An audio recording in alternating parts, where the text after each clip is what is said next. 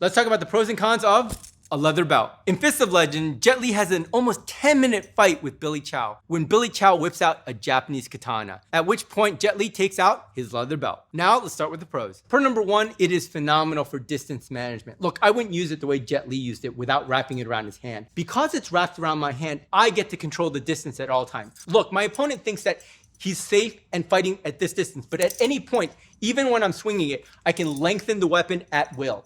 Thus, I can control the distance of the fight. Pro number two, because of the weighted end, a belt could actually be a fight ender. If you get hit square in the face with this, the fight's done. Pro number three is because it is a flexible weapon, if you manage to get close enough to your opponent, it can be used as a binding weapon or as a strangulation device. And now for the cons. Con number one is because it's a flexible weapon, it's a little bit easier to disarm than a solid weapon. And the last con is, like all flexible weapons, you do need a little bit of training. Otherwise, you could end up hurting yourself just as much as you do your opponent.